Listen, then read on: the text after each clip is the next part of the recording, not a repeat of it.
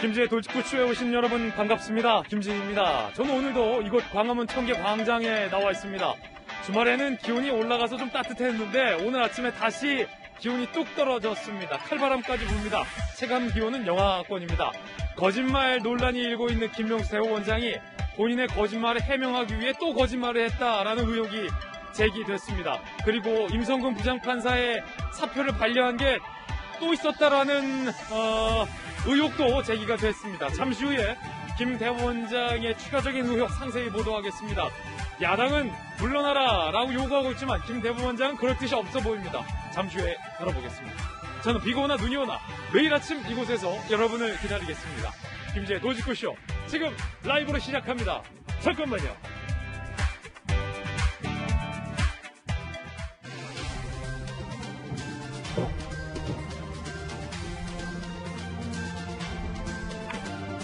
신문 읽어준 남자입니다. 김명수 대법원장의 거짓말, 주말을 지나면서 더욱더 논란이 증폭되고 있는데 거짓말을 막기 위해 또 다른 거짓말을 했다라는 의혹부터 판사들 게시판이 시끌시끌하다고 합니다. 어떤 얘기가 올랐는지 잠시 후에 집중적으로 오늘 저희 김진의 돌직구쇼에서 보도해드리겠습니다. 신문 보시죠. 동아일보입니다. 윤석열 측 추미애식 인사 반복이다. 법무부는 총장의 의견 일부 반영했다라고 법무부의 기습 검찰 인사라고 표현들을 하고 있던데 주말에 단행된 박범계 법무부 장관의 검찰 인사를 두고 말이 많습니다. 가장 큰 논란은 이성윤 중앙지검장이 그 자리 그대로 보존했다라는 것, 유임됐다라는 것입니다. 그리고 그 반대급부라고 할까요? 한동훈 검사장은 여전히 직무 배제된 채 한직에 있다라는 것입니다. 당초 알려지기로는 윤 총장 측이 이성윤 중앙지검장의 교체를 요구했는데 박범계 법무부 장관이 결과적으로 그 요청을 거부했다라는 의미가 됩니다. 잠시 후에 이야기 나눠보겠습니다. 다음 신문입니다. 이번엔 한겨레 신문입니다. 밤 9시에 묶인 수도권 자영업자들. 수도권 빼고 10시까지는 문 열어도 된다. 이른바 통금령을 정부가 1시간 뒤로 유예해 줬는데 여기서 예외된 수도권의 자영업자들 불복하겠다. 개점 시위를 예고하고 있습니다. 오늘 새벽에 자영업자들 점등 간판에 불 켜고 기자회견했다는데 잠시 후 이야기 들어보겠습니다. 왜 비수도권은 밤 10시까지 하면서 수도권만 9시로 여전히 묶어두느냐 라는 방역 조치의 불형평성에 대해서 자영업자들이 반발하고 있다는데요. 잠시 후에 이야기 나눠보죠. 다음 신문입니다. 이번엔 조선일보입니다. 배우 윤정희 씨의 친정에서 남편 백건우 씨를 상대로 후견인을 둔 법적 다툼을 제기했었습니다. 뒤늦게 알려졌는데 청와대 청원까지 올랐다고 합니다. 아시다시피 알츠하이머 치매 증세를 앓고 있는 윤정희 씨의 남편 백건우 피아니스트 잘 부부 사이가 좋았던 것으로 알려졌고 백건우 씨도 그렇게 해명하고 있는데 왜 윤정희 씨의 친정 측에서는 이렇게 문제를 제기한 걸까요? 무슨 일이 있었던 걸까요? 잠시 후 오늘의 앞으로에서 다뤄보겠습니다. 다음 신문입니다. 이번엔 중앙일보입니다. 여러분들은 지금 우주에서 찍은 아마존의 상공 모습을 보고 있습니다. 햇빛에 반사되는 이 반짝반짝반짝반짝반짝한 웅덩이들. 원래 이곳은 이렇게 초록색의 열대우림이 빼곡히 가득 차야 하는데요. 무분별한 금광 개발로 인해서 생긴 웅덩이들이 이렇게 햇빛에 반사돼서 열대우림을 대신하고 있습니다. 인간의 금을 향한 탐욕이 지구촌의 허파와 폐를 이렇게 망가뜨리고 있습니다. 우주에서도 이 모습이 보이는군요. 씁쓸한 사진 한 장이었습니다. 지금까지 신문 읽어주는 남자였습니다. 한 주가 시작됐습니다. 월요일 아침 저와 함께 등판한 등판 선수 소개하겠습니다. 저희 돌직구쇼의 전담 변호사이자 월요일을 맡고 계신 손정희 변호사 나왔습니다. 바르다 박선생, 박정하 전 청와대 대변인 나왔습니다. 여의도의 정치 컨설팅계의 제갈공명 윤 선생, 윤태구 실장 나왔습니다. 전직 청와대 출입기자 출신의 베테랑 기자 이재명 부장 나왔습니다. 모두들 어서 오세요. 오늘의 키워드 3가지 준비했습니다. 하나씩 살펴보죠. 먼저 첫 번째 키워드는 버치. 김명수 대법원장이 버티기에 나선 것 아니냐라는 관측 나오고 있어요. 두 번째 키워드는 허참. 비슷한 말은 참 나원 참 이런 말이 있을 텐데 윤 총장 측이 박범계 장관이 발표한 검찰 인사를 보고 이런 반응을 보였다고 전해지고 있습니다. 참! 세 번째 키워드는 60만 원. 황희 장관 후보자가 3인 한 달 생활비로 60만 원을 지출했다라고 밝혀서 논란이 일고 있습니다. 이름대로 황희정승 청렴의 상징인 걸까요? 아니면 말도 안 되는 해명인 걸까요? 잠시 후에 조명해 보겠습니다. 김재의 돌직구쇼, 오늘 톱뉴스로 문을 열겠습니다.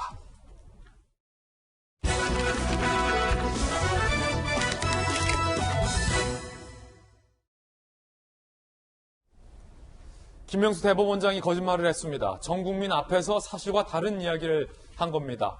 야당에서는 김명수 대법원장에게 스스로 물러나라라고 요구를 했고 법조계 안에서도 김명수 대법원장이 탄핵돼야 한다라고 입을 모은 성명도 발표됐습니다. 그런데 김명수 대법원장은 오늘 톱뉴스 제목처럼 버티기에 나선 듯합니다.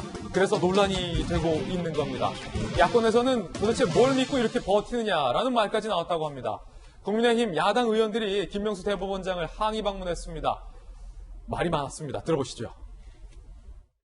아니 이렇게 피한다고 생각하면 됩니까 이게 뭡니까 지금 이게? 누구 지시상이에요 이거? 그래야만 청사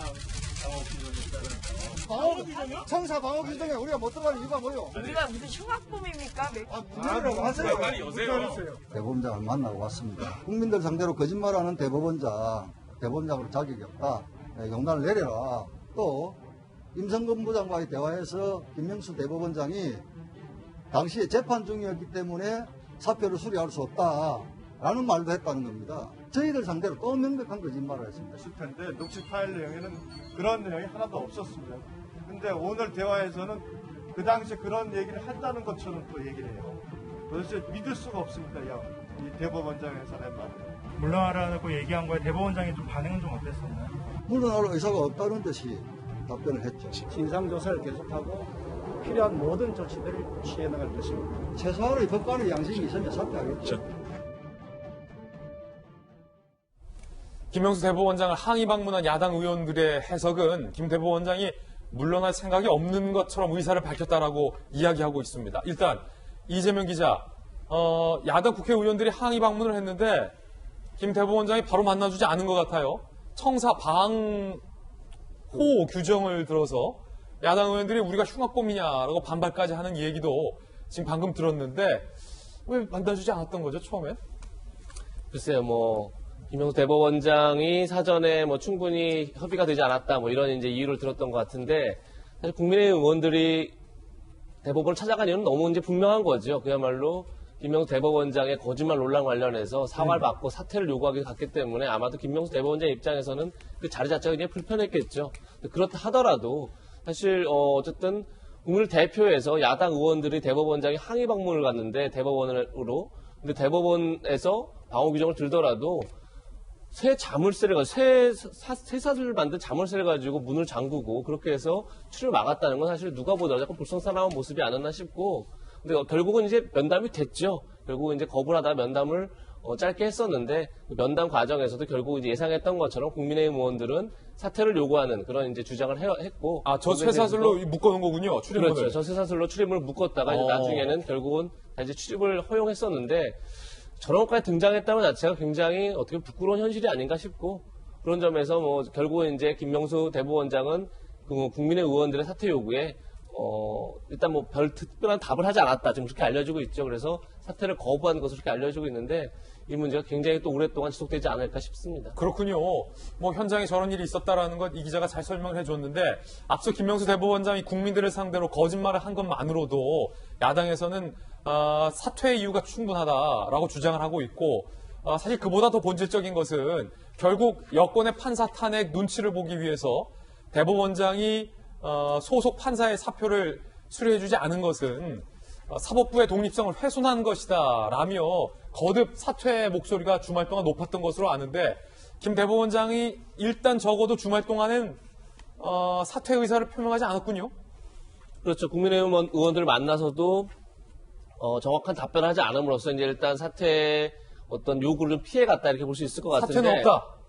일단 지금 현재까지 그렇게 보이죠. 보이고 앞으로 김 대법원장이 어떻게 다시 이제 입장을 밝힐지 모르겠으나 일단은 상황을 이 사태 자체를 좀 이렇게 지켜보는 게 아닌가, 관망하는 게 아닌가 이렇게 볼 수 있을 것 같고, 그런 점에서 지금 사실은 이제 가장 중요한 건 역시 법원 내의 여론이 아닌가 싶습니다. 지금 법원 내부에서 그 외부에서도 비판이 많지만 내부에서 판사들이 어떻게 보면 김명수 대법원장의 사퇴를 요구하는 익명 게시글들이 올라오고 있고, 이런 것들을 이제 당연히 대법원장도 유심히 보기 때문에 과연 법원 내부에서 여론이 어떻게 만들어지느냐, 그리고 지금 임성근 부장판사의 사법연수원 동기들이 성명을 내므로써 어떻게 보면 법 쪽에서 첫 집단 행동이 있었다고 볼 수 있는데, 과연 법원 내부에서 법관들의 어떤 집단 행동이 있겠느냐, 이런 것들이 제가 볼 땐 김명수 대법원장 거취의 중요한 분기점이 되지 않을까 싶습니다. 그렇군요.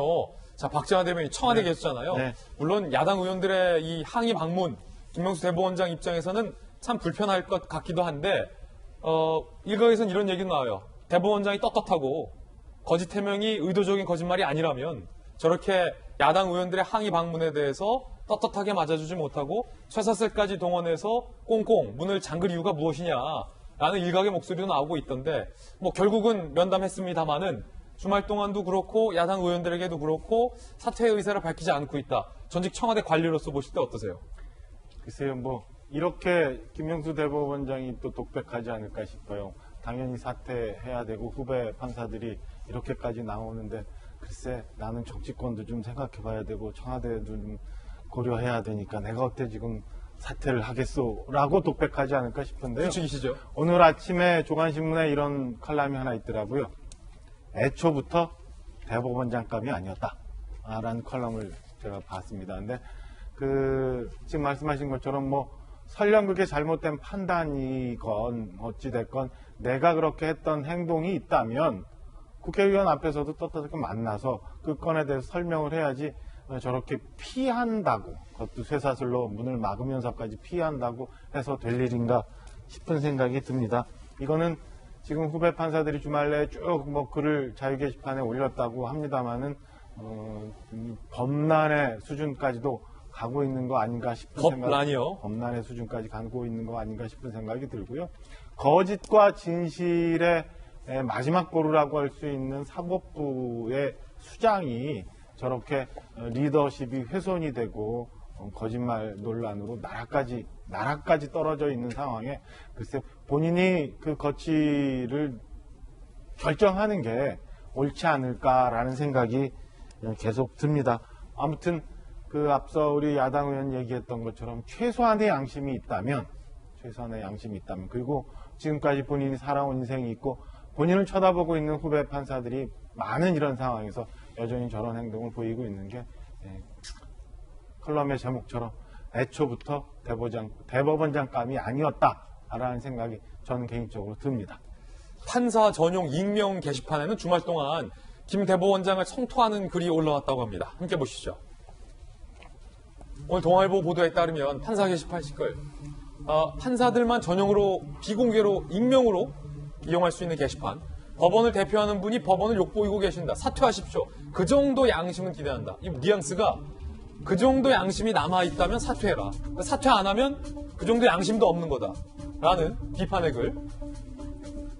그냥 뭉개고 넘어가면 떨어진 권위는 어떡합니까? 책임지고 사퇴해야 이런 행동 용납되지 않을 것.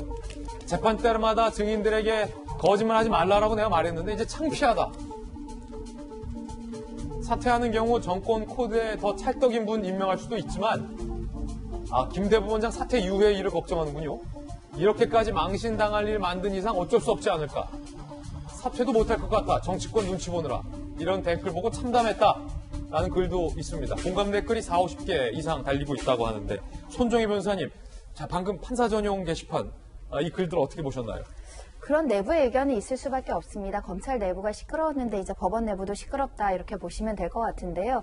다만 이제 사법부, 특히 대법원 수장, 판사들의 어떤 대표할 수 있는 대법원장이 거짓 해명을 했다라는 논란에 대해서는 다들 부끄럽게 생각하고 권위가 떨어졌다라고는 생각하는 데는 동의할 수밖에 없는 사정인데 과거의 역사를 돌이켜 봤을 때 임기가 정해진 대법원장이 중도에 사퇴하는 일은 흔치 않습니다. 더군다나 굉장히 중대한 비리가 아니고서야 임기 중 사퇴는 예정하기 어려운 사건인데 이 사안에서 봤을 땐 또 법원 내부나 법조계 내부에서는 임 부장판사의 그럼 탄핵에 대해서 사표를 수리하는 게 옳았느냐 이런 질문을 던지면 사표 수리 안 하는 게 옳았다라는 결정 그 의견에 찬성하는 의견도 꽤 많은 상황이어서 단순히 어떤 해명 과정에서 기억의 오류로 이런 걸 잘못 해명했다는 이유만으로 임기 중 사퇴하는 것이 바람직한가 한번 돌이켜볼 필요가 있는 것이고요. 예. 판사들이 거짓말에 대해서 부끄럽게 생각하는 것은 정말 저는 높게 평가할 만한 일이라고 생각합니다. 근데 그 또한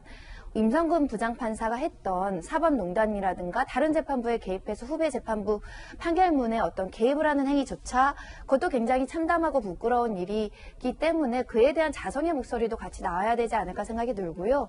그 부분도 부끄럽다라고 생각하는 현재 판사님들도 계시고 탄핵이 어쩔 수 없다 이렇게 보시는 분들도 있습니다. 자칫 만약에 대법원장이 후배 판사에 대한 탄핵 소추를 막아주지 않았기 때문에 후배들을 구해주지 않았다. 그런 이유로 저항하거나 그것이 개혁의 목소리라고 이야기하는 것은 받아들이기 어려울 것 같습니다. 예. 균형 감각 있게 잘못한 사람들에 대해서 그 탄핵 소추가 된 임 부장판사의 행동도 부끄럽고 이에 대해서 거짓 해명한 대법원장의 문제도 같이 자성을 해야지 한쪽으로 편향되게 이렇게 한 사람의 문제이다 이렇게 몰아가는 것도 우리가 자제해야 될 것 같습니다. 예, 손정희 변호사님 좋은 의견 주셨습니다.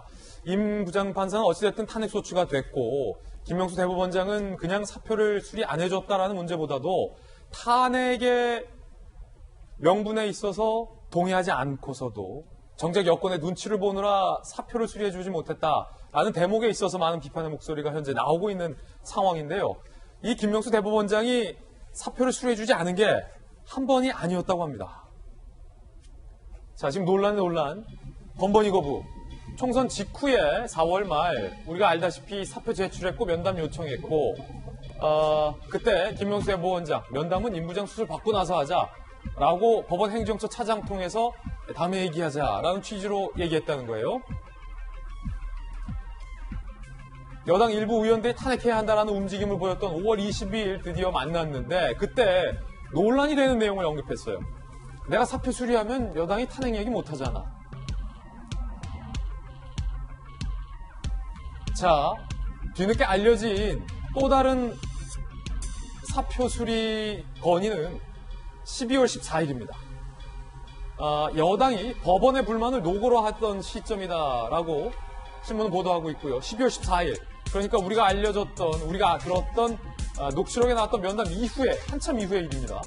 2월 9일에 이 법원에 정기 인사가 있으니까 그때 나가고 싶다라고 사표 수리를 건의했는데 재차 김 대법원장이 법원 행정처 차장을 통해서 2월 28일 임기 만료로 퇴임하라 라고 또다시 거부를 했다라는 이야기가 오늘 새롭게 보도되고 있는데요. 만약에 김 대법원장이 12월 14일에 임기 만료로 퇴임하라라고 얘기를 했다라면 김명수 대법원장이 처음 거짓말에 대한 해명조차 거짓이 아니냐라는 논란도 이어집니다. 거짓말을 해명하면 또 거짓말을 했다라는 건데요. 지난 4일 탄핵 발언 녹취록이 공개되자 김명수 대법원장이 면담 과정에서 정기 인사 시점이 아닌 중도에 사직하는 게 원칙적으로 적절하지 않다라는 취지로 그런 판단으로 내가 탄핵 얘기도 했다라고 발언을 했습니다. 해명을 했습니다. 거짓말이 들통나자 이렇게 해명을 했는데 자, 윤태곤 실장님 오늘 나온 보도에 따르면 정기 인사 시점에도 사표 내겠다고 했는데도 거절했다라는 겁니다. 그럼 지난번 김명수 대법원장이 해명 어떻게 되는 겁니까? 해명이라는 게 예를 들어서 이제 재판이나 이런 데서 보면은 기억이 나지 않는다, 묵비권을 행사한다라고 말을 하는 이유가 뭐겠습니까? 사실이 아닌 걸 말하려고 하면 두 번째, 세 번째 거짓말이 나올 수밖에 없기 때문에 묵비권을 행사하고 기억이 나지 않는다라고 하면 최소한 그건 차단하는 거잖아요. 예. 근데 이제 저기는 면담 과정에서 있었던 거니까 사실이 아닌 거에 대해서 사실이 아닌 말이 나오는데 지금 김명수 대법원장은 저도 손정희 변호사님 말씀처럼 사표를 쓰지는 않을 것 같아요. 그리고 뭐 그게 이제 꼭 좋은 일도 아니고. 근데 이 김명수 대법원장이 임기를 지킨 이유는 이분이 이제 훌륭한 분이고 뭐 이제 법원의 독립성 이게 아니라 나가면 더 큰 문제가 생기니까, 더 혼란스러우니까. 또 야당 입장에서는 이 사람 임기 원래 조금밖에 안 남았는데 지금 나가면은 문 대통령이 또 6년짜리 대법원장 또 임명하면 어떡하지, 이런 뭐 계산들 때문에 자리를 지키는 게 아닌가 싶고, 김명수 대법원장의 문제는 이제 두 가지 층위에서 볼 수 있습니다. 첫 번째는 뭐 여당하고 코드를 맞춰가지고 말하자면 정치적으로 한쪽에 편향돼 있는 거 아니냐라는 부분이 있는 것이고, 두 번째 부분은 편향성 여부를 떠나가지고 뭐 깜이 아니다 이런 거죠. 예컨대 임성근 판사에 대해 가지고 그래요, 저 사람은 탄핵받아 마땅한 사람일 수 있습니다. 그럼 김명수 대법원장이 자기가 그런 판단을 갖고 있었다면은 탄핵이란 국회 권한이기 때문에 애초에 문제가 불거졌을 때 강한 징계를 내리고 당신은 탄핵받을 여지도 있기 때문에 사표를 수리를 못한다 이런 식으로 말했어야 되는데, 아유 내가 탄핵 같은 거 생각하지도 않고 뭐 좀 있어봐라 그러고 또 견책이라는 최하의 경징계를 내렸단 말입니다. 그럼 대법원장이 판단하는 임성근의 죄책은 견책이 적당하다는 거예요. 그럼 그 탄핵하고는 거리가 있는 건데, 그 견책을 이렇게 해놓고 저쪽은 또 탄핵할 것 같으니까 이제 줄타기를 하고, 저기를 보면요, 되게 정치권에서 많이 보던 계산 이렇게 저렇게 하고 날짜가 이렇게 되니까 여기 맞춰가지고 이렇게 하고, 한 정당으로 치면 원내 부대표 정도가 하는 일들 비슷한 느낌을 준 거예요. 저는 이게 더 문제라고 생각을 하는 거예요. 예컨대 과거에 이제 이용훈 대법원장이라고 있었죠. 진보 성향의 대법원장이고 보수 진영에서는 이용훈은 너무 좌파 아니냐 이런 지적도 있었지만은 공통적으로 이야기했던 것이 이용훈은 대법원장 감이었었다. 그 당시에 대법원에서 이제 독수리 오영제로 이제 지칭되는 진보 성향의 법관들이 들어와가지고 공판 중심주의라든지 인권의 발전이라든지 그런 진보적인 성과를 냈는데, 김명수 대법관은 이쪽에는 이러고 있고 사실 여당에서도 좋은 평가를 못 받고 있습니다. 이탄희 의원 같은 경우에는 김명수 대법원장이 뭐 촛불을 배신했다 이런 이야기까지 하고 있고, 그러니까 뭐 일을 잘해가지고 양쪽에서 욕먹는 경우도 있어요. 근데 이분은 일을 잘해가지고 욕먹는 게 아니라 일을 못해가지고 양쪽에서 욕을 먹고 있다. 다만 지금 버티는 것은 이게 여야의 문제, 진보 보수의 문제, 임성근이냐 김명수냐 이런 프레임 때문에 저는 버티고 있다고 보는데, 이 프레임이 무너지면 더 힘들어질 겁니다. 그러니까 오늘 한국일보인가 기사에서도 그런 게 났더라고요. 보수 진영이라든지 야당의 뭐 이런 거에 대해 가지고는 큰 영향을 안 받을 건데, 민변이나 참여연대에서 오히려 이야기를 한다면은 김명수 대법원장은 많이 흔들릴 것이다. 그러니까 지금 임성근 대 김명수란 이 전선이 무너지고 김명수 자체에 대한 평가로 가면은 참 쉽지가 않을 거다. 그런 이야기죠. 윤 시장님의 개인견이었고, 이재명 기자, 첫 번째 거짓말은 나 탄핵이라는 얘기 한 적 없다. 국민들 앞에 이거였고, 두 번째 거짓말 논란은 그 거짓말을 해명하는 차원에서 내가 탄핵은 기억나 보니까 생각해 보니까 좀 했네. 그런데 그 이유가 보통 법원 정기 인사 때 사표를 수리해 주지, 정기 인사도 아닌데 중간에 사표 수리하고 이런 거 좀 없다 라는 취지로 내가 말을 하다 보니까 탄핵됐다. 근데 조금 전 보니까 정기 인사 때 그만두고 싶습니다 라고 했을 때도 그냥 임기 다 대고 채우고 나가라 라고 말했다라는 게 사실이라면, 지금 두 번째 해명도 거짓말이라는 거예요. 그 부분이 앞으로 또 이제 쟁점이 되지 않을까 싶은데, 지금 얘기 잘 정리하셨죠? 다시 한번 얘기를 하면, 처음에는 중도 사태가 원칙적으로 부적절하다 이런 의미에서 중간에, 그러니까 지난해 4월, 5월에 사표를 했을 때는 사표 수리를 안 했다는 겁니다. 그런데 올해 2월 법원 정기 인사 때 그때 사실을 하겠다라고 했을 때도 역시 사표를 받지 않았다는 거죠. 그러다 보니까 과연 처음에 그러니까 탄핵이라는 얘기를 하지 않았다, 이 거짓말도 중요하지만, 그러니까 중도 사태가 중도 사직이 결국은 부적절하다, 이것도 아니었던 게 아닌가. 결국은 다시 말해서 여당에서 탄핵을 추진하는 거에 보조를 맞춰서 사표를 수리하지 않은 거다라고밖에 정리가 안 되는 거죠. 그런 점에서 조금 전에도 이제 저희가 여러 번 얘기했지만, 결국 임성근 부장판사의 탄핵 사유 자체가 결국은 정권에 어떻게 보면 눈치를 봤다, 정권의 눈치를 보면서 판결에 개입을 했다, 이 문제로 탄핵이 되는 건데, 과연 대법원장은 지금 정치권과 보조를 맡아서 탄핵을 추진했다 그러면,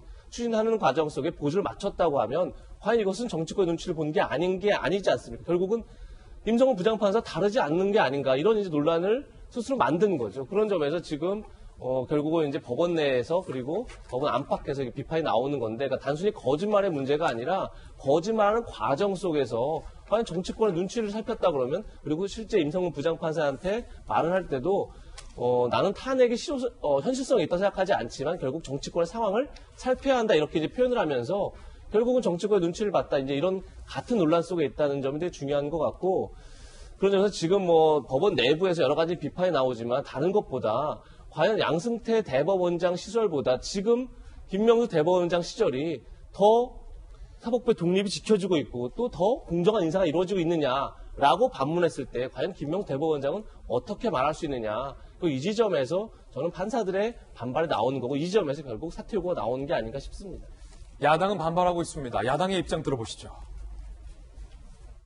거짓말쟁이 대법원장, 정권 지킴이 대법원장, 직권 남용 대법원장, 로비스트 대법원장, 청렴과 신뢰의 대명사인 대법원장에 반하는 이러한 수식어들이 붙었으니 김 대법원장은 부끄러움을 깨닫고 거취 판단을 명확히 하시기 바랍니다. 국회에 거짓 공문을 보낸 것과 관련돼서 기소 가능성 여부도 보도가 되고 있습니다. 어떤 내용일까요? 결과적으로 김명수 대법원장이 국민들 앞에 거짓말을 했다. 그런데 그 형식이 국회에 거짓 공문을 보낸 형태다. 이게 논란인데, 오늘 동아일보 보도에 따르면 대법원이 국회에 공문서를 발송했어요. 임성근 부장판사에게 탄핵 문제로 사표를 수리할 수 없다는 취지로 말한 적이 없다라는 취지의 공문서 내용. 지난 4일 녹취록이 공개되면서 국회에 보낸 공문서도 거짓으로, 내용이 거짓인 것으로 확인이 됐죠. 법조계에선 공문서 허위 내용 적시만으로도 기소가 가능하다라는 일각의 반응도 있던데, 자, 손정희 변호사님, 어떤 내용이고 가능성 어떻게 보십니까? 공무원이 허위 내용을 작성하는 게 죄가 되는 것은 맞는데, 이 사건이 수사되기는 굉장히 어렵고 기소되기도 굉장히 어렵다라는 생각이 드는 것이, 위증죄를 예를 들면 기억에 반하는 진술을 해야 위증죄가 성립을 하거든요. 근데 지금 김 대법원장은 오래됐고 또 너무 많은 이야기를 하다 보니까 그런 이야기를 했는지 잘 기억이 나지 않았다는 것이니까 허위 사실을 인식하고 공개적으로 답변을 하거나 문서를 작성하게 했다라는 것 자체가 범죄 성립 요건에 해당하기가 굉장히 어려운 측면이 있다. 관건은 기억이군요. 네. 기억이라는 건 내심의 인사죠. 내 기억이 그래서 기억을 착각할 수도 있고 오류도 있을 수 있고 수많은 이야기를 하다 보니까, 더군다나 나는 그냥 임기 중간이니까 그게 방점이었지 탄핵 얘기는 안 한 것 같은데 했네 보니까 이런 상황이라서 이것을 범죄로 이제 재단하기 굉장히 어렵고, 그럼 허위 공문서 작성을 누가 했느냐? 김명수 대법원장이 한 거 아니거든요. 대법원 직원들이 했는데 그럼 그 사람들은 또 허위 사실을 인식하고 했느냐? 이런 여러 가지 쟁점이 있어서 수사와 재판으로 이 문제를 해결하기도 어려울 뿐만 아니라 대법원장에 대한 현실적인 징계 규정이 없다라는 거죠. 그런 면에 있어서 이것을 징계나 뭐 재판으로 다스리기보다는 어떤 도의적인 책임 문제, 그리고 어떤 윤리적인 문제로 해결해 나가야 되는 것이고, 이미 이런 기억의 오류로 불철저하게 성명을 낸 것이나 답변을 낸 것은 사과를 했습니다. 또 대법원장의 사과는 무게감이 있는 것이거든요. 그래서 지나치게 이게 범죄가 성립한다라는 것도 좀 지양해야 되지 않을까 합니다. 예. 임성근 판사의 동기들이 탄핵 대상은 바로 김명수 대법원장이다라는 성명서를 발표했습니다. 사법연수원 17기 140여 명이 입장문을 낸 겁니다. 140여 명 진짜 많군요. 헌정사상 초유의 법관 탄핵이 이루어졌는데 탄핵돼야 할 사람은 임 판사가 아니라 김 대법원장. 법원의 권위를 실추시켰고 다수의 법관으로 하여금 자괴감을 느끼게 했다. 탄핵 올가미 씌우려 시도했고 법원의 수장으로서 판사를 보호하기는커녕 탄핵의 소용돌이에 휘말리도록 내팽개치며 거짓말까지 했다. 라며 탄핵 대상은 김명수 대법원장이다. 라는 성명을 140여 명이 내서 파문이 일고 있습니다. 민주당이 이에 대한 입장도 나왔는데요. 집권 여당의 입장도 한번 들어보시죠. 사법농단 판사를 보호하겠다는 이들의 행태는 법과는 아무런 견제도 받아서는 안 된다는 특권 의식이자 탄핵의 본질을 희석하려는 의도로밖에 보이지 않습니다. 그의 발언에 대한 비판은 있을 수 있지만 처신 문제와 임 부장판사에 대한 탄핵 문제는 별개의 문제로 봐야 합니다. 녹취라는 비인격적 꼼수가 반헌법적 행위에 대한 탄핵의 명분을 이길 수 없습니다. 지금 민주당에서는 김명수 대법원장을 향한 비판이 본질을 희석시키는 거다라는 입장이 나왔습니다. 박정하 대변인께서는 어떻게 들으셨습니까? 정치권에서 저런 논평을 물타기 한다고 얘기해요. 일단 그 대법원장이 아니라 일반 시민이라고 가정을 하고 한번 얘기를 해보죠. 첫 번째, 자, 정기 인사 때까지 있어라. 아니면 그리고 이후에 실제로 봤더니 2월 말 임기가 끝날 때까지 사표 수리 못 해주겠다. 라고 거짓말한 건에 대해서 일반인이 저런 식의 거짓말을 했다면, 어느 조그만 조직 내에서 책임자가 사장이 저런 얘기를 했다면 지탄 받아야 돼요, 안 받아야 돼요? 두 번째, 작년 4월 이미 그 임 부장판사는 몸이 아파서 담낭을 제거하고 신장이 이상이 있어서 건강상 내가 판사직을 계속 수행할 수 없다라고 얘기했는데도 불구하고 1년여 후 임기까지 그냥 너 있어라. 2월 말 혹여 여건 내에서 탄핵을 할 수도 있으니까 기다려라. 라고 하는 거는 저는 단순히 뭐 거짓말이니 아니니 뭐 이런 논란 이전에 인권에 관한 문제라고 봅니다. 이게 일반인의 경우로 가정했을 때 지탄 받을 일입니까? 아닙니까? 마지막. 자, 민주당 대변인은 무슨 뭐 녹취를 했네 안 했네 이렇게 얘기를 하는데요. 민주당 소속의 이탄희 의원 옛날 양승태 대법원장 시절에 사법농단건 관련해서 본인이 녹취해서 썼어요. 검찰 수사에 쓰고 재판에 녹취해서 썼어요. 그 건에 대해서는 왜 자기들은 자기 식구 보고하면서 아무 얘기도 안 하면서 이 건에 대해서만 마치 굉장히 나쁜 것처럼 뭐라 합니까? 일반인의 기준으로 봤을 때 과연 이것도 지탄받을 일입니까? 저는 이런 건 완전히 그 정치권에서 얘기하는 물타기라고 보여지고요. 민주당에서 주장하는 정권에 대해서 글쎄 서로 주의 주장이 틀릴 테니까 뭐 판단은 다르겠습니다만 저는 시청자분들이 그냥 상식적인 수준에서 판단하면 될 거라고 보여집니다. 뭐 논평할 가치도 없을 정도로 그냥 제 식구 감싸기, 물타기, 그냥 넘어가기 식의 논평이라고 평가하고 싶습니다. 박정하 전 대변인의 개인적 견해라는 말씀 드리겠습니다. 이번엔 저희가 준비한 두 번째 이슈입니다. 앞에서 법조계 얘기를 들려드렸는데 법원 이야기였는데요. 두 번째는 검찰 이야기입니다. 박범계 장관이 휴일에 검찰 인사를 단행했습니다. 휴일에 검찰 인사를 단행한 것이 굉장히 이례적이다라는 얘기도 나오고 있는데요. 논란이 되는 건 이성윤 중앙지검장을 유임시켰다라는 겁니다. 휴일에 단행된 검찰 인사 내용은 이렇습니다. 이성윤 중앙지검장은 중앙지검장 유임 발표가 됐습니다. 윤 총장 측근 및 가족 관련 사건 수사 지휘, 그리고 뭐 한동훈 지검장 한동훈 검사장의 무혐의 처분 결재를 미루고 있다는 논란, 김학의 전 차관의 불법 출국 금지, 수사에 외압을 넣었다는 의혹 등등이죠. 자, 유임. 심재철 법무부 검찰국장은 남부지검장으로 서울 남부지검장에 임명이 됐습니다. 이종근 대검 형사부장도 유임. 신성식 대검 반부패 강력부장도 유임. 공교롭게 이성윤, 심재철, 이종근, 신성식, 윤 총장 징계에 참여했었던 검찰의 요직에 있던 분들이 다 유임이 되거나 남부지검장에 임명이 됐습니다. 한동훈 검사장은 유임, 그러니까 검찰 제대로 된 직책으로 복귀하지 못했고요. 월성 수사를 하고 있는 이두봉 대전지검장도 자리를 지켰습니다. 검찰 내에선 여전히 윤 총장을 불신하는 청와대 기류가 반영된 거다.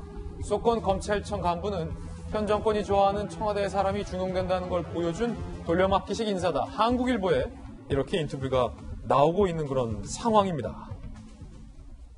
자, 검찰 인사 휴일에 보셨는데 일단 윤태권 실장님, 휴일에 인사를 박범계 장관이 발표를 했어요. 그런데 오늘 많은 조간신문들이 윤 총장 때리기에 직간접적으로 연루 혹은 참여한 분들이 대다수 자리를 지켰다. 과연 이 윤 총장 측의 검찰총장의 의견을 이번에 들은 게 맞냐? 이 부분과 관련돼서 보도하고 있던데 어떻게 보십니까? 들었다. 듣기는 들었다. 귀로 들었다. 제가 근데 박범계 장관의 이번에 인사 이렇게 하는 일련의 과정을 보면요. 박 장관이 원래 이제 정치인 때도 약간 꾀돌이 스타일이었거든요. 참 그런 것 같아요. 무슨 말씀이냐면은, 자, 추미애 장관이, 전 장관이 비판을 받았던 거는 크게 봐서 두 가지죠. 내용의 문제가 있고 스타일의 문제가 있지 않습니까? 추 장관 같으면은 이거 하면서 이제 페이스북에 막 이렇게 썼겠죠. 검찰의 개혁을 위한 뭐 이건 멈출 수 없습니다. 뭐 장관 이 인사권은 뭐 장관과 대통령의 고유 권한입니다. 막 해가지고 이제 불을 질렀겠죠. 박범계 장관은 조용하잖아요. 예. 이게 조용하게 하고 또 거기 하기 전에 이제 그 검찰총장 2번이나 만나가지고 이야기도 듣고 사진도 찍고 추 장관은 처음에 이 인사할 때 뭐 여기로 오라 가라 뭐 이게 맞니 안 맞니 그런 막 공방들도 벌어졌지 않습니까? 그 부분에서 이제 두 가지 중에 한 가지의 힘을 쫙 빼놔 버리고 한 가지 내용 부분만 집중되게 되니까 확실히 이제 그 분란이 적게 일어나는 거죠. 그리고 조금 더 구체적으로 들어다 보면은 뭐 대전지검장 같은 경우라든지 또 그 윤 총장하고 뭐 보조를 맞췄던 대검차장이라든지 서울고검장이라든지 그런 사람은 또 스테이가 됐단 말이죠. 그러니까 이것은 뭐 박 장관 입장에서는 나름대로 배려랄까 뭐 계산이랄까 그런 거가 있었던 것 같아요. 예. 자, 이를 두고 논란이 되고 있는데 과연 박범계 법무부 장관이 윤석열 검찰총장의 인사 관련된 의견을 제대로 반영했느냐, 즉 윤 총장을 패싱했느냐라는 논란이 일고 있는 겁니다. 먼저 박범계 장관의 앞선 이야기부터 들어보시죠. 검찰총장의 의견을 듣는다라는 그러한 의미에 대해서 말 그대로 정말 아전인수적인 그런 해석들이 있었습니다. 나름대로 어떤 원칙과 기준을 갖고서 인사를 해왔습니다. 반대로 검찰 내부에서는 특히 윤석열 검찰총장이 취임하고 나서 인사에 대한 반발이 심했습니다. 저는 말 그대로 의견을 들어라고 돼 있기 때문에 그것은 협의라는 개념보다는 좀 좁게 해석을 합니다. 검찰총장 마음대로 인사를 한다라거나 합의한다거나 아니면 일부 들어주고 일부는 또 안 들어주고 뭐 이런 식의 인사는 아닌 것이죠. 네, 뭐 의견을 들어라는 부분에 있어서 확실하게 법무부와 검찰 사이에서 장관과 총장 사이에서 이견이 있는 것은 맞는 것 같습니다. 그러나 궁극적으로 제청권자는 법무부 장관이기 때문에 저는 법문에 충실하려 합니다. 박범계 장관을 만나는 윤석열 총장 당시에 기자들에게 이렇게 얘기했습니다. 장관님의 그 취임 축하 예방차 오늘 온 것이고요. 취임 축하 인사드리고 뭐 잠깐 아마 관례에 의하면은 잠깐 차 한잔하고 또 취임식을 하셔야 되기 때문에 특별히 뭐 깊은 얘기를 많이 나눌 것 같지는 않습니다. 법무부 장관한테 이성윤 지검장 교체 얘기하셨다는 말이 먼저 맞나요? 뭐 인사 얘기는 아직 나오질 않았습니다. 장관님께서 따로 소설 전하신 말씀 같은 게 있을까요? 아니 취임 축하 예방 와서 서로 뭐 덕담하고 이러는 검찰 간부 인사 혹시 방향성이나 생각하신 거 있으신지. 예, 죄송한데. 자, 이재명 기자, 청와대 출입 기자 있었잖아요. 이번 인사 과연 어떻게 보세요? 앞서서 이번 인사를 발표하기 전에 박범계 장관이 총장의 의견 적극적으로 잘 듣겠다, 결정권자는 나다 하는 이야기도 들었고, 윤 총장 측에서는 이송윤 중앙지검장의 교체를 요구했다는 언론 보도도 있었고, 결과는 이렇습니다. 그렇죠. 지금 뭐 일단 두 차례 만난 거는 확실히 과거 추미애 전 장관 때보다는 달라진 모습이라고 볼 수 있겠죠. 두 차례 만나서 의견을 들었다. 여기까지는 뭐 필요한 사실인데, 과연 의견을, 물론 조금 전에 이제 박범계 장관은 자기는 의견을 드러나는 문구가 있는 거죠. 법무부 장관은 검찰총장의 의견을 들어 검사의 보직을 제청한다. 이제 이렇게 검찰청법에 나와 있는 건데, 의견을 들어가 협의보다 좁게 해석한다. 이 얘기는 의견을 듣지만 검찰총장의 의견을 따른다거나 그 의견을 충분히 반영하는 건 또 다른 문제다. 이제 이렇게 분명히 선을 그어놨었죠. 그런 점에서 두 차례 만났었지만 지금까지 언론에 알려진 건 윤석열 총장이 한 세 가지를 요구했다. 첫 번째가 이성윤 중앙지검장의 교체를 요구했고, 두 번째가 자신의 징계에 직접적으로 관여했던 대검 참모진들의 교체를 요구했고, 또 하나가 이제 대내외적으로 어떤 논란들을 일으켰던 핵심 보직들, 아마도 뭐 심재철 검찰국장 등을 염두에 둔 것 같은데, 그런 핵심 보직들에 대한 교체를 요구했는데, 사실상 뭐 심재철 검찰국장은 남부지검장으로 수평 이동을 했지만 사실상 거의 이동이 없었죠. 그런 점에서 윤석열 총장의 어떤 요구를 거의 수용하지 않았었는데, 저는 뭐 법령에 따라서 의견을 들어서 했다고 그러면 뭐 특별히 뭐 박범계 장관에게 뭘 비난하거나 뭘 이번에도 뭐 검찰총장의 의견을 전혀 반영하지 않았다 이렇게 말할 수는 없지만, 전 두 가지 점에서 조금 논란이 있다는 생각이 듭니다. 첫 번째는 역시 이제 인사라는 건 신상 필벌인 거죠.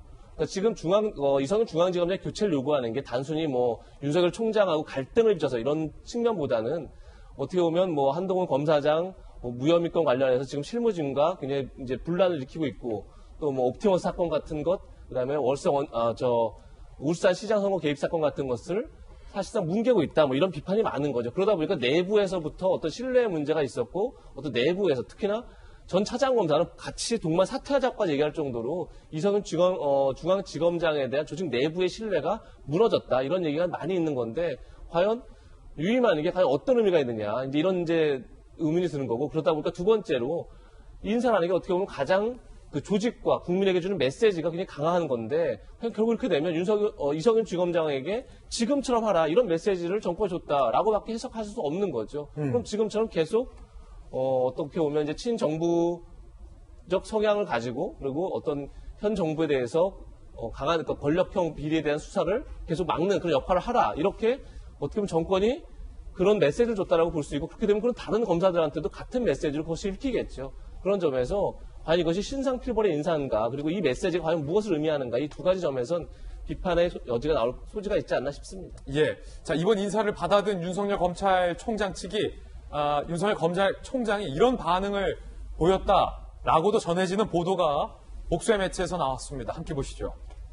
자, 이 기자들이 직접 윤 총장의 저 반응을 보고 들은 게 아니기 때문에 단언할 수는 없습니다만, 뭐 동아일보를 포함해서 여러 조간 신문이 자, 이 대검을 취재해서 이런 얘기를 듣고서 기사를 쓰고 있는 건데요.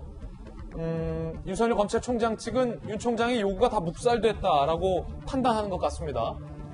법무부가 지난 5일에 인사안을 미리 보내주겠다라고 예고를 했었다. 그런데 인사 발표 1시간 전에 언론에 인사 발표를 예고해서 대검이 법무부에 확인 요청을 했었다. 이 기사에 따르면 인사 발표 2분 전에 구체적인 인사안을 전송도 했다. 윤석열 총장이 그 인사안이 발표되자 길게 반응을 안 했고 딱 두 마리. 허참. 콤마, 참입니다. 콤마, 참. 이렇게 전해지고 있습니다. 대검 일각에서 미리 알려준다더니 속았다. 검찰 관계자는 윤 총장과 대검이 뒤통수를 맞았다. 자, 이에 대해서 법무부는 윤 총장이 대부분의 인사 내용 이전에 언제 받았다. 실무라인 통해 전체안을 전달을 했지만 윤 총장 측이 거부했다.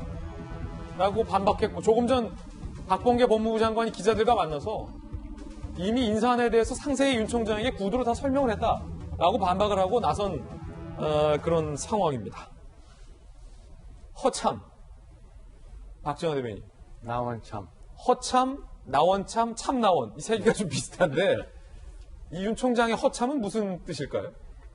글쎄요, 일단 작년에 추윤 갈등 속에서 워낙 이 검찰 인사에 대해서 시끄러웠고, 그다음에 박범계 장관과 윤석열 총장이 연수원 동기이기 때문에 일말의 기대감 같은 게 조금 있지 않았을까라는 생각을 합니다. 근데 검찰 관계자들의 반응에서 보는 것처럼 글쎄 뭐 속았다?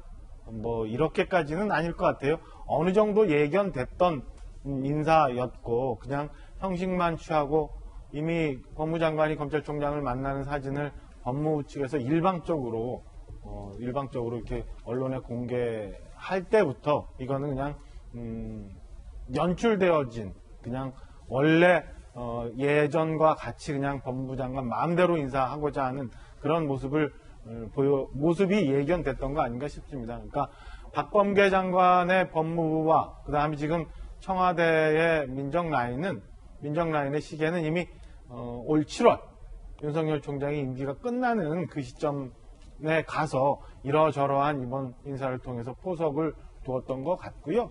윤석열 총장은 뭐 작년과 마찬가지로 그냥 말라 죽는, 고사시키는 그런 5개월을 보내라. 이렇게 해도 저렇게 해도 뭐 나가지도 않고 잘릴 수도 없으니까 그냥 고사시키는 그런 상황으로 작전을 짜고 가고 있는 거 아닌가라고 저는 해석을 하고 싶습니다. 그게 허참의 의미다. 박정환 대변인의 개인적 견해인데, 손정희 변호사님. 그런데 여기서 또 윤 총장과 박범계 장관 측 사이에 뭐 작은 진실 공방이 벌어지고 있는 건데, 진실 공방 아닌 진실 공방이라고 해야 할까요? 윤 총장 측은 격앙된 분위기예요. 총장이 허참, 속았다 뭐 이런 반응도 동아일보에 나왔고 박 장관은 조금 전 기자들 만나서 윤 총장 측이 좀 미흡할 수는 있어도 구두로 다 설명했다라고 지금 반박하고 있고요. 구체적인 협의 기대 가능성이 종전보다 조금 높은 상황이었죠. 이미 박 장관이 2차례 최소 협의하겠다라고 이야기했기 때문에 어떤 기대가 있었을지 모르겠는데 문제는 구체적인 인사안과 관련해서 의견 충돌이 있을 수밖에 없는 대치 상황으로 해석이 됩니다. 그렇군요. 왜냐하면 지금 문제라고 거론된 인사들을 보면 하나같이 윤 총장과 대립각을 세웠거나 윤 총장이 징계 절차에 참여했다라는 사람, 또 수사나 기소 여부를 둘러싸서 의견이 대립됐던 사람들을 지금 유임을 했다라는 부분이 문제가 된다라고 한다면 또 법무부 입장이나 대통령 입장에서는 징계 절차에 참여했다라고 자천을 시킨다면 그 또한 문제가 될 소지를 고려를 해야 됩니다. 징계 절차에 참여했다고 이 사람을 인사권자로서 자천을 내린다라고 한다면 그럼 그 징계 절차의 정당성을 또 스스로 부인하는 결과가 초래될 수밖에 없기 때문에 법무부 입장에서는 최대한 인사라는 것은 어떤 메시지를 전달하는 측면도 있지만 조직이 또 안정되고 수사가 계속되는 그런 안정성을 추구해야 되기 때문에 가급적 이동시키지 않고 유임하도록 했다라는 것이 설명이어서 어떻게 인사를 할지 여부의 핵심 관건인 사람들은 지금 대부분 유임시켰거든요. 더군다나 검사장급 간부 인사 이외에도 평검사도 대부분들 문제될 소지 없도록 수사팀 그대로 두거나 일부만 또 재배치하거나 이렇게 인사를 했기 때문에 과도하게 윤 총장에 대해서 식물총장으로 남아라 이런 메시지를 담았다라고 보기보다는 그래도 조금 균형 감각 있게 하려고 노력한 흔적이다라고 보입니다. 윤 총장의 허참은 또 무슨 뜻일까요? 그럼 손정혜 변호사께 보시기엔. 일단 윤 총장이 요구했던 예를 들면 이성윤 지검장에 대해서 중앙지검장에 대해서 보직을 변경해달라는 요청을 만약에 했다라고 하면 그게 굉장히 중요하다고 생각했을 때 또는 다른 징계 절차에 참여한 검사들에 대한 인사 요구를 했는데 다 거부했다고 한다면 저런 반응은 나올 수 있겠죠. 하지만 현실적으로 제가 볼 때는 받아들여지기 어려운 제안을 했을 가능성이 있다 이렇게 보입니다. 그렇군요. 제 생각에 윤 시장님. 서로 간에 그러니까 적극적인 수용이 없을지는 몰라도 이런 그 언질이 오간 건 맞을 것 같아요. 왜냐하면은 발표는 일요일에 났지만은 한 목요일, 금요일부터 거의 보도에서 이성윤 유임 가능성 높아져. 뭐 박범계 뭐 청와대 뜻이 확실해. 이런 식으로 이제 보도에 다 나왔거든요. 그 신문 기사에 나왔는데 그럼 그 검찰은 몰랐겠습니까? 알았겠죠. 근데 그게 이제 마음에 안 들었을 것이고 손 변호사님 말씀하신 것처럼 그런 면이 있는 것 같아요. 윤 총장 입장에서 봐도 더 나빠진 거는 없어요. 말하자면은 그렇지 않습니까? 더 나빠질 건 없다. 더 나빠진 건 없는 것이고 그냥 이 현상 유지 정도가 된 것이고 그러니까 지금보다 더 나빠진 건 없다. 그렇죠. 뒤에 차부장 뭐 인사를 봐야지 조금 구체적으로 알 것 같고 근데 이런 건 있는 것 같아요. 이성윤 중앙지검장이 계속 논란이 되는 게 저는 아까 김명수 대법원장하고 비슷한 프레임이라고 보는데 이분이 그래 중앙지검장이니까 여권에 좀 뭐 가까울 수도 있다고 생각합니다. 과거의 관행에 의하면 그렇다면은 일을 잘했느냐? 어떤 큰 재벌의 문제라든지 큰 형사적인 문제라든지 중앙지검에서 이런 것들에 대해 가지고 민생 범죄라든지 이런 걸 빡빡 처리해 가지고 좀 박수도 받고 잘했다라는 게 있었느냐? 그거 이제 못하게 막은 거 말고는 이분이 뭘 했는지를 모르겠거든요. 그게 있어야지 이런 진보적 개혁적인 법원에서 요새 법무부에서는 개혁적인 검사라고 하던데 근데 이분이 뭐가 개혁적인지를 잘 모르겠다라는 거예요. 그걸 보여줬으면은 그래 이성윤이 이런 것도 있으니까 할만하지라고 하는데 말은 개혁인데 뭐가 개혁인지 모르겠으니까 자꾸 말이 나오는 거죠. 라는 건 이제 윤태곤 실장님의 개인적인 굉장히 개혁적 견해인데 이성윤 중앙지검장 하면은 한동훈 검사장 이야기가 자연스럽게 따라옵니다.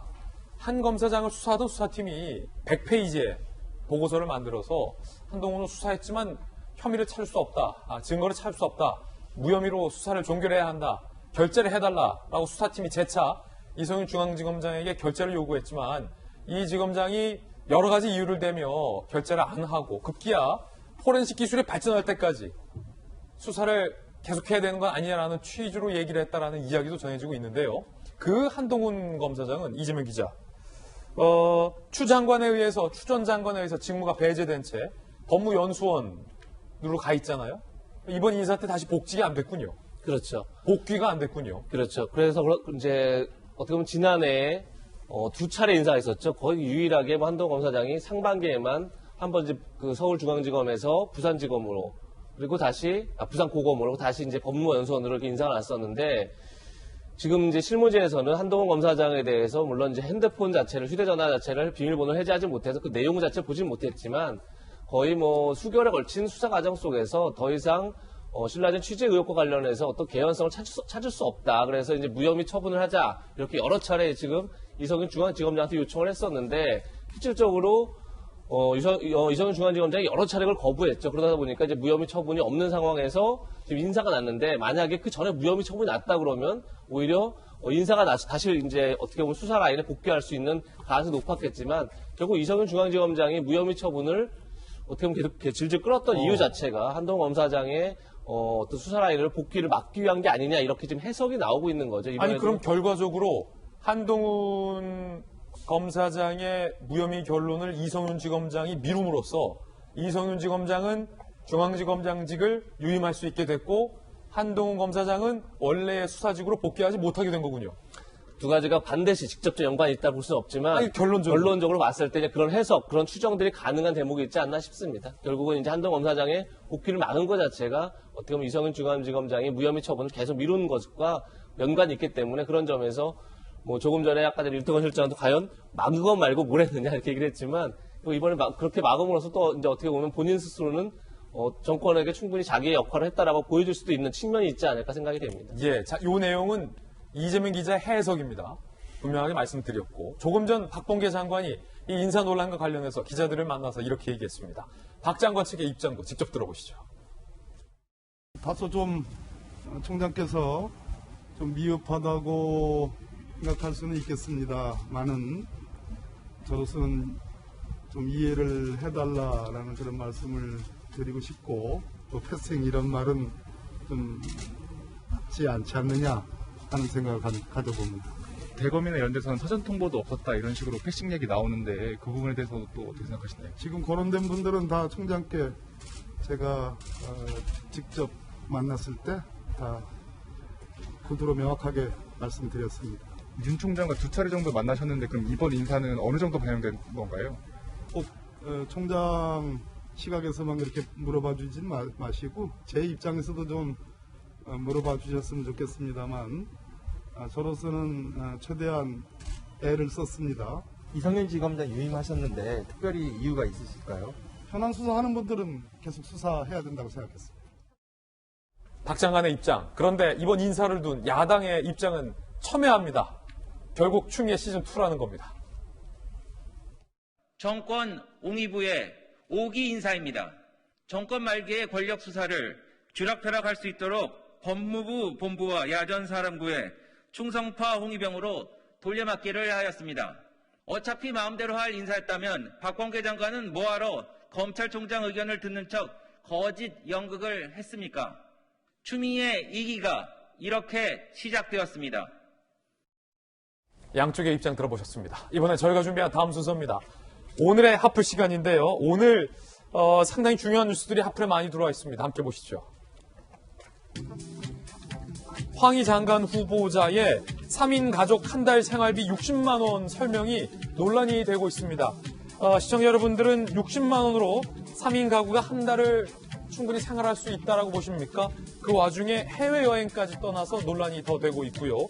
두 번째는 치매 증상을 앓고 있는 배우 윤정희 씨를 방치했다라는 논란이 제기됐고 남편 백건우 씨의 해명, 적극적인 반박도 들어와 있습니다. 세 번째는 나경원 전 의원 서울시장 선거에 도전했는데요. 오신환 의원이 나경영이냐라고 비판을 해서 반박을 한 대목도 들어와 있습니다. 살펴보겠습니다. 황희 장관 후보자가 한 달 생활비 60만 원이다라고 밝혀서 논란이 되고 있습니다. 3인 가족 한 달 생활비를 의미합니다. 그런데 3인 가족이 한 달 생활비 60만 원을 쓰면서 본회의에 불참하고 병가 내고 해외여행을 떠나서 논란이 되고 있습니다. 논란의 지점이 여러 가지지만 다 한 가지로 수렴이 되는데 황희 병가로 본회의 불참, 알고 보니 해외여행. 최용두 국민의힘 의원에 따르면 황희 문체부 장관 후보자가 20대 국회의원 시절에 병가 내고 가족과 해외여행 다녀왔다. 2016년에서 2021년 총 17번 본회의에 불참했다. 불출석 사유는 병가. 그런데 8번 중 5번이 해외여행이다. 병가 내고 가족과 2017년 7월 20일 스페인을 출국했는데 그때는 국회 본회의 열린 날입니다. 의원이 된 후 매년 가족과 미국, 유럽 등 해외여행을 떠난 황희 의원. 황희 장관 후보자의 해명은 단순한 행정적 실수다. 의원실 근무 경력 없는 비서들이 휴가 사유를 출장이 아닌 병가로 적는 착오가 있었던 것이다. 라고 해명을 했습니다. 그런데 이 논란은 한 달 생활비 논란과 맞물립니다. 2019년 한 해 생활비 지출을 약 720만 원으로 국세청에 신고를 했는데 이거를 따져보면 3인 가족이 월 60만 원, 하루 2만 원으로 생활을 한 이야기가 돼서 논란이 되고 있고 해외 유학 중인 딸의 한 해 수험료는 4,200만 원에 상당하다라는 거죠. 자, 황희 장관 후보자 해명. 딸 교육 때문에 우리가 아껴서 생활해서 그거다. 아내는 미용실도 안 가고 스스로 머리를 자른다. 딸 머리도 아내가 해준다. 명절에 고기 등 선물 들어와서 식비도 크게 들지 않는다. 명절에 고기가 많이 들어왔나 봐요. 아껴 쓴 건 사실. 그것뿐 아니라 2019년 출판 기념회 등 수천만 원의 추가 수입이 있었다. 라고 해명을 하고 있는 그런 상황입니다. 해외 유학이 아니라 목동 소재의 국내 그렇죠. 외국인 학교. 외국인 학교에 재학 중이죠. 서울의 한 외국인 학교. 그런데 그 외국인 학교 수업료가 연간 4,200만 원에 상당한다는 내용. 윤태곤 실장님. 네. 크게 두 가지인데 뭐 따지고 보면 한 가지예요? 아니, 제가 그 황희 의원을 잘 알아요. 잘 아세요? 네, 황희 의원이 참여정부 때 청와대 행정관이었는데 출입 기자였어가지고 그때 또 이제 춘추관에서 일을 해가지고 대인 관계가 좋고 사람이 서글서글하고 이번에 인사가 났을 때도 저는 그렇게 생각한 게 황희 의원이 이제 재산이 별로 없어요. 반전세로 살고 해서 재산도 별로 없고 애도 이제 그땐 제가 어느 학교 다니는지는 몰랐고 딸 하나가 고등학생인 걸로 알고 있었기 때문에 그럼 아직 군대라든지 입시 문제도 이게 얽힌 게 없어가지고 크게 청문회에서 나올 게 없겠다 싶었는데 막 이렇게 저렇게 이게 많이 나오네요. 그러니까 말하자면은 이게 뭐 돈에 이제 수지가 잘 안 맞다는 거 아니겠습니까? 첫 번째로는 그러니까 수입은 작은데 지출이 이렇게 많은데 그럼 이거 어떻게 한 거냐라고 했는데 황희 의원은 아껴서 썼다. 라고 하는데 그 아껴서 썼다라는 게 좀 상식적으로 물론 이게 생활비가 저도 남들이 생활비 물어볼 때 두 가지 케이스가 있더라고요. 말하자면은 뭐 공과금이라든지 뭐 부모님 용돈이라든지 이런 거 다 합쳐가지고 우리 생활비가 이만큼이다 말하는 경우가 있고 그런 거 빼고 실제로 뭐 세 식구 네 식구가 뭐 외식도 하고 밥 먹고 생활하고 옷 사 입고 딱 그 정도만 생활비라고 하는 경우도 있는데 황희 의원 같은 경우에는 아마 부자인 것 같아요. 부자라고 해도 월 60만 원은 조금 이게 납득이 잘 안 가죠. 또 그게 해명이라고 한다는 게 명절에 고기가 많이 들어와서 이게 설하고 추석인데 2월에 들어와가지고 9월까지 한번 먹고 제가 말하면서 웃음네요. 9월에 들어와가지고 2월까지 먹고 좀 이제 말이 안 되죠. 네. 2월 구정에 고기가 많이 들어와서 9월 추석 때까지 그 고기를 먹냐? 네. 그렇지 않겠죠. 장도 보겠는데 이렇게 해명을 해서 논란인 건데. 자, 김수경 박사님 기자 출신의 스탠포드 박사잖아요. 이런 해명이 나왔던 이유는 국세청에 신고한 생활비 지출 내역이 한 해에 720만 원으로 황희 의원이 본인이 신고를 하면서부터 논란을 자초했다라는 건데 한 해에 3인 가족 생활비가 720만 원 이러면 한 달에 60만 원을 써야 되고 하루에 2만 원으로 3인 가족이 버텨야 된다. 그 해명을 하다 보니까 아내는 미용실도 안 가고 스스로 머리를 자르고 그리고 식비도 크게 들지 않는다. 왜? 명절에 고기가 많이 들어오기 때문이다. 그런데 알고 봤더니 또 나중에 그러면서 본회의 빠지고 해외여행은 다 갔다. 이에 대한 해명은 해외여행은 생활비랑 별도로 모아뒀다. 어떻게 보세요? 이게 참 이제 과거에 일어난 일을 이제 해명하는 과정에서 좀 앞뒤가 안 맞는 얘기가 많이 나오는 건데 사실 저는 좀 그 해명을 어떻게 하는지가 굉장히 중요하다고 생각해요. 과거에 일단 일어난 일은 그게 잘못이었든 아니었든 어떻게 우리가 바꿀 수 없는 건데 그것을 해명한다는 것은 지금 해명하는 거기 때문에 그 사람이 지금 어떻게 인식을 하고 있는지를 우리가 볼 수 있는 거거든요. 그런데 이제 그 60만 원으로 이제 생활을 했다라는 게 사실 제가 예전에 물론 제 경험이 다는 아니지만 제가 예전에 유학할 때 돈이 너무 없어서 정말 미장원도 안 가고 머리 혼자 집에서 잘라본 적이 있거든요. 그랬어요? 남편 머리도 제가 잘라주고 해본 적이 있는데 3인 생활비를 100만 원 안쪽으로 맞추는 건 정말 너무너무 힘든 일입니다. 저는 살아봐서 아는데 물론 저분이 가능했을 수도 있으나 많은 사람들이 저 말을 듣고 아 그랬겠구나라고 생각하기는 매우 어려울 것 같고요. 또 보면은 이제 국회의원도 뭐 사람이다 보니까 뭐 사정이 있으면은 뭐 본회의에 못 들어갈 수도 있고 그게 뭐 정상적으로 휴가 처리가 돼가지고 이제 뭐 못 들어가거나 했으면은 뭐 수긍할 수 있는 부분인데 그 부분의 상당 부분이 병가로 처리됐고 근데 들여다 보니까 병가의 또 상당 부분은 본인이 가족끼리 여행을 갔거나 해외 출장을 갔거나 이런 상황이었다는 거죠. 근데 이제 병가라는 건 사실 오늘 당장 내가 알아눕는다고 병가가 나오는 건 아니에요. 보통 공무원들은 이게 왜 오랫동안 뭐 1주, 2주 왜 집에서 통원 치료해야 되는지 여러 가지 그 증빙 서류를 내야만 받을 수 있는 휴가라서 꽤나 까다롭게 받는 휴가입니다. 근데 국회의원의 병가 처리는 얼마나 쉬운지는 모르겠지만 가족하고 여행을 가면서 단순히 행정적인 실수로 병가 처리가 됐다는 건 사실 수긍하기가 어려워요. 굉장히 공직 기강에 관련된 문제지 실수라고 넘어갈 수 없는 문제라는 생각이 들고 또 이제 해외여행을 가면서 개인 용무로 그냥 해외여행을 갈 때 관용 여권을 사용했다는 얘기가 나오거든요. 원래 여권이 관용 여권과 이제 일반 여권이 있는데 두 개를 한꺼번에 갖고 있을 수 없습니다. 그래서 이제 하나는 구청이 갖고 있다가 서로 이제 번갈아 가면서 쓰는 건데 그거를 이제 바꾸기가 좀 번거로워서 그냥 관용 여권을 사용했고 대신에 나는 어떤 혜택도 받지 않았기 때문에 문제가 안 된다. 이 해명의 문제인 거거든요. 예. 그러니까 그런 일이 과거에 발생했을 때 그때 좀 미숙하게 처리가 됐었고 미안하다고 생각한다. 잘못했다고 생각한다. 다시는 그런 일이 없게 하겠다라고 해야 되는데 이분은 내가 혜택을 받지 않았으면 관용 여권은 상관없다고 생각한다면 앞으로 문체부에 가서 공무원들을 데리고 이제 공직기강을 잡으면서 일을 해야 되는데 어떻게 영이 쓰겠습니까? 그래서 저는 이분의 과거 행적이 뭐 어떤지도 물론 우리가 따져봐야 되지만 이분이 그래서 어떤 해명을 내놓고 있느냐. 뭐 잘못된 게 없다. 실수였다. 내가 혜택 본 게 없으니까 상관없다. 이제 이러한 해명들은 오히려 현재 저분의 인식을 보여준다는 생각이 듭니다. 예.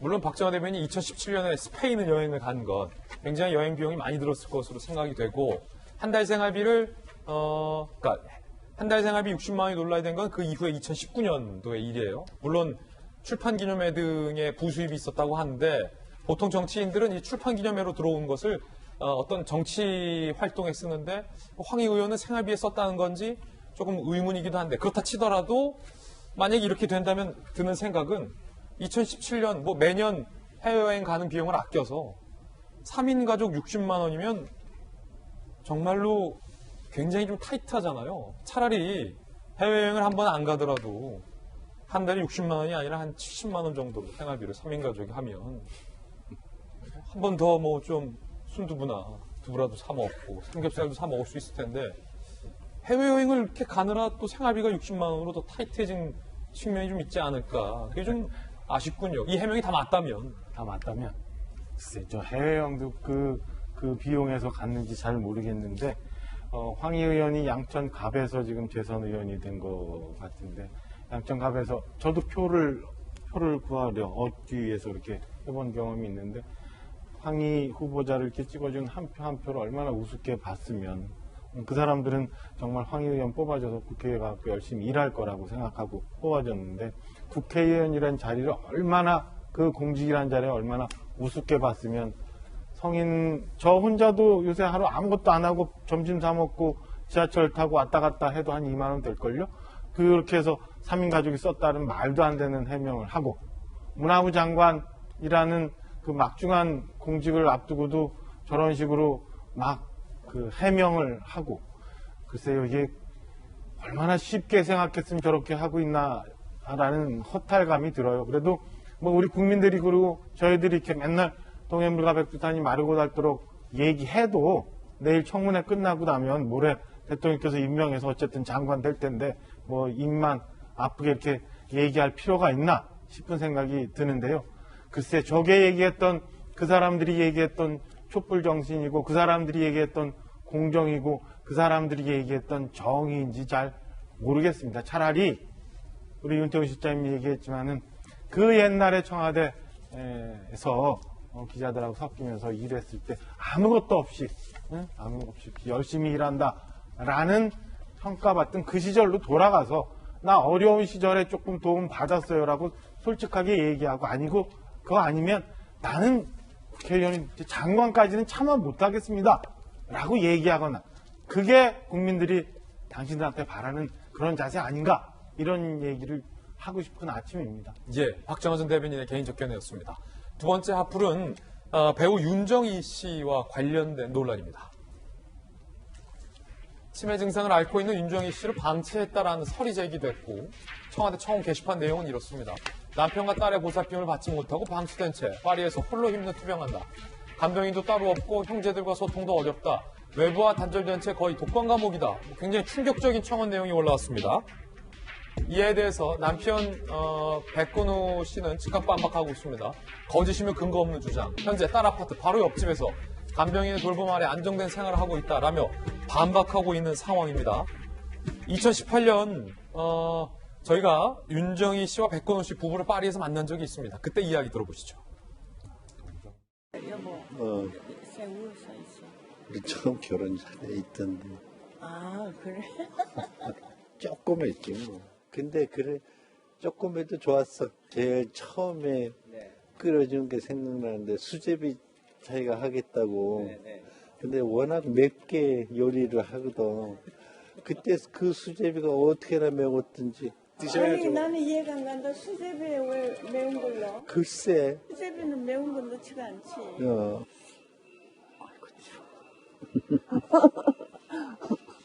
너무 추워. 너무 추워.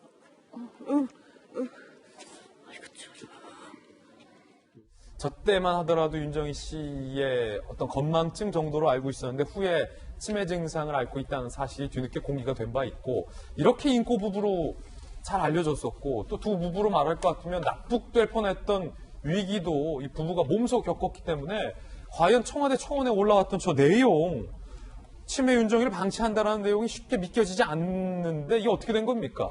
76년에 결혼을 했어요, 두 분이. 그러니까 50년 넘게 이제 부부 생활을 이제 이어오고 있는 분인데 매우 사이가 좋고 이제 백건우 씨의 피아노 여행을 항상 동반하고 다닐 만큼 두 분이 아주 인고 부부로 많이 알려져 있습니다. 그런데 이제 예전에 유럽에 있을 때 한때 납북될 뻔 해가지고 자그레브로 뭔가 연주 여행을 갔다가 납북될 뻔한 일까지도 있었어요. 그래서 그때 탈출을 어떻게 했는지의 이야기도 굉장히 회자가 될 정도로 여러 가지 곡절을 겪었지만 그 모든 과정에 함께했던 매우 사이가 좋은 아름다운 부부의 모습인데 얼마 전에 이제 국민청원 게시판에 아마 이제 윤정희 씨의 이제 친정 동생들로 추정되는 분들이 청원을 올려서 지금 프랑스에서 보살핌도 거의 받지 못하고 있고 굉장히 단절된 삶을 살고 있고 방치되어 있다라는 식의 내용의 청원이 올라왔습니다. 그래서 이제 백건우 씨가 조목조목 반박을 한 일인데요.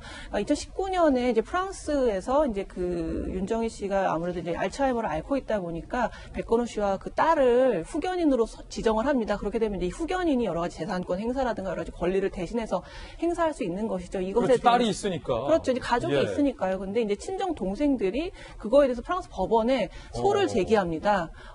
제대로 이제 보살핌도 하지 않으면서 돈을 횡령하고 있다라는 식으로 소를 제기하니까 프랑스 법원에서 결국은 이 백건우 씨와 가족들의 손을 들어줬어요. 잘 보살핌을 받고 있고 오히려 이렇게 친정 동생들이 자꾸 옛날 영화계 얘기, 배우였던 얘기를 해서 윤정희 씨를 혼란스럽게 만들고 있기 때문에 접근을 좀 제한해 달라라는 오히려 그런 식의 이제 판결을 내리게 됩니다. 프랑스 법원이 이미 결론을 냈군요. 그렇죠. 그렇다 보니까 이제 그게 잘 안 되니까 이제 청원을 통해서 이제 어떤 자기들의 주장을 한 건데 이게 가족사가 엮여 있는 거기 때문에 그 내밀한 이야기는 사실 잘 모르겠습니다. 누구의 말이 정확히 맞는 것인지. 근데 한편 그냥 제가 생각히로는 남편과 딸이 아무래도 윤정희 씨의 안위와 여러 가지를 더 잘 돌볼 수 있지 않을까. 친정 동생들이 더 윤정희 씨를 걱정하고 더 잘 돌볼 수 있다는 것이 얼마만큼 설득력이 있을까 싶기도 하고 또 영화계에서는 저 두 분이 얼마나 사랑하는 사이고 잘 지내왔던 거를 안다면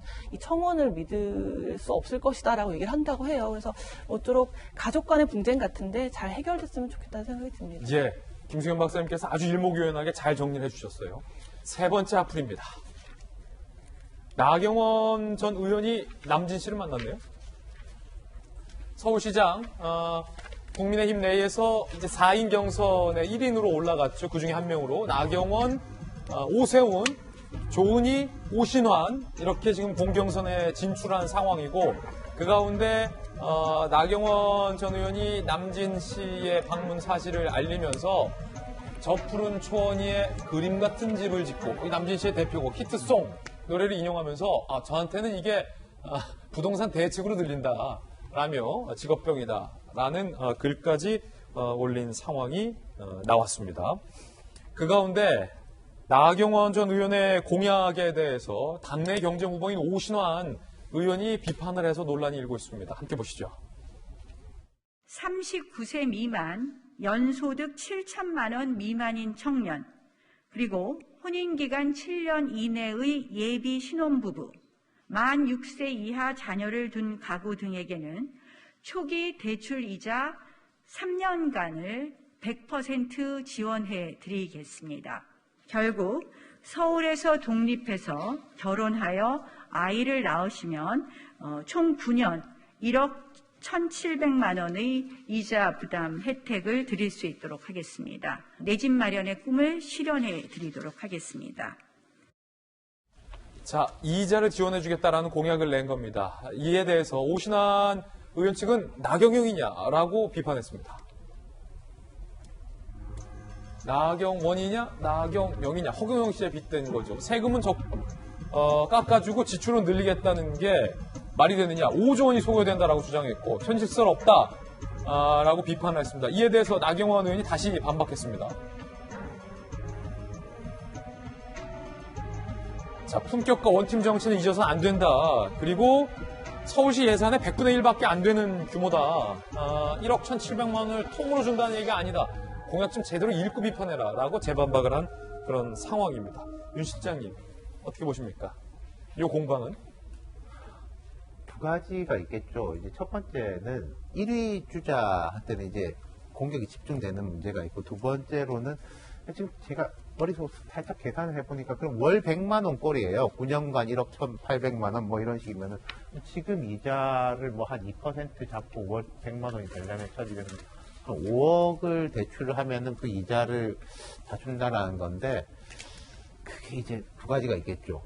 그렇게 하는 게 맞느냐. 두 번째 그 재원이 있느냐라는 데 대한 이제 공격. 예를 들어서 국민의힘이라든지 보수 진영에서 이재명 지사라든지 이런 쪽에 대해 가지고 뭐 허황되다. 뭐 돈은 땅 퍼가지고 나오냐라고 하는데 결국 똑같이 가는 거 아니냐. 이런 식의 이제 공격이 있겠는데 이 재밌는 것은 이제 허경영 이분도 후보 출마 선언을 했죠. 자꾸 이 소환이 되는 거. 얼마 전에도 한번 소환이 됐었어요. 뭐냐면은 그 금태섭 전 의원이 안철수 대표한테 3지대 경선 이야기할 때 안 대표 측에서 처음에는 우리 둘만 하지 말고 뭐 열어놓고 하자. 그러니까 아니 그럼 허경영 후보도 같이 하는 거냐 뭐 이런 반박이 있었던 게 기억이 나네요. 김승현 박사님.